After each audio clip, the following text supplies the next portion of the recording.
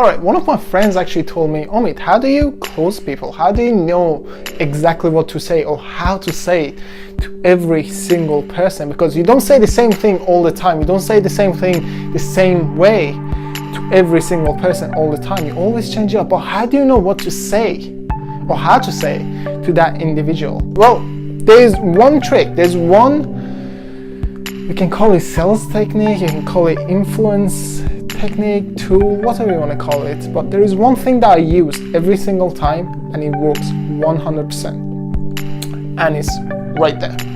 Now that's probably not making much sense to let me explain. So when you're meeting with anybody at the beginning or at the middle of their conversation, you have to ask them one question. It could be any question. You could ask them, hey, do you like pineapple?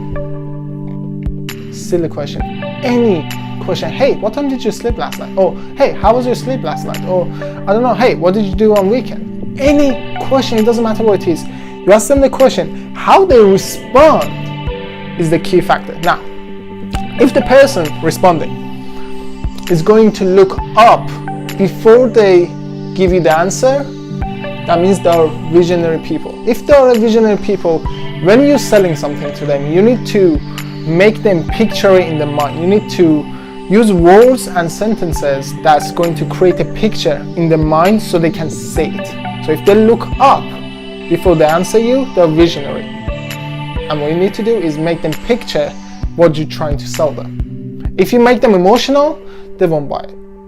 If you make them, I don't know, feel something else and not picture it, they will not buy it. You cannot close a deal. You need to make them picture it. They're visualistic people. They need to see it. They have to see the vision, right? So that's if they look up. If they look down, which is most of the people, I would say maybe 60 to 70% of the people that have closed always look down. They're emotional people. You need to use phrases and words that would spark emotion into them. You see? Now, it's really hard to differentiate between this because you can use the word, let's say, imagine, right? Using the word imagine can be used for visionary and emotional. For emotional, they would be imagining like what's going to happen, imagining the future, what you could do together, and they could also see it in their brain. They could feel it and see it. So it's kind of tricky to differentiate between these two, but for visionary, your goal is to make them see it in their brain and physically. So if you're trying to sell them something, you need to have a pen and paper, drawing stuff on the paper, showing them while you're explaining it.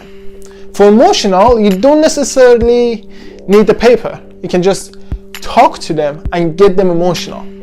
Get them excited, get them feel sad, happy, whatever you want to sell them. Depending on what you're selling, you need to make them feel different emotions. That's how you close these guys, okay? Now, if they don't look up, down, if they just look at you straight, or most importantly, look left and right. These people are, I would say, the trickiest ones because they're not really sensitive to emotions or vision or seeing the vision into the future.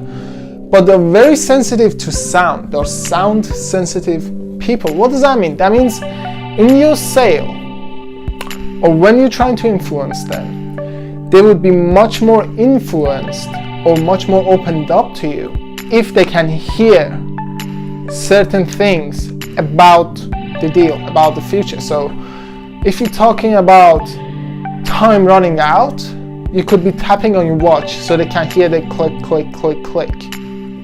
That gets them warmed up. You will get their attention. They will be opened up to you. They will believe you even more than they would if you don't tap on your watch. If you're talking about like time is going by, like you need to hurry up. These people, it's hard to, let's say you're sitting in a coffee shop trying to close a deal. It's hard to recreate the sounds of what you're trying to say, but you can always kind of put it in your sentences. You can use vocabularies, you can use sound words that would kind of help them picture it, or they would hear it in their mind, what it would sound like. These are the trickiest ones that I've tried to close. These are really hard. It's not easy, but if they're visionary and emotional, you know exactly what to do.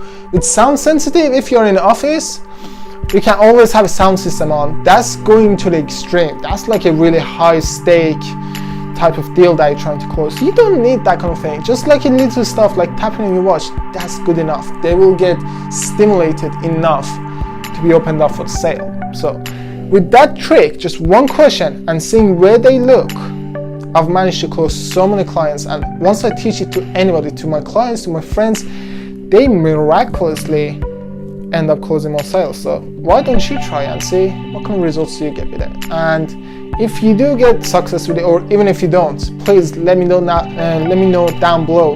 And I just want to see, like, if you use it, if you're just gonna hear this like 99% of the people out there and never use it and never get any kind of results with it, or you're actually gonna use it and, I don't know, get some amazing results like I have and my clients have.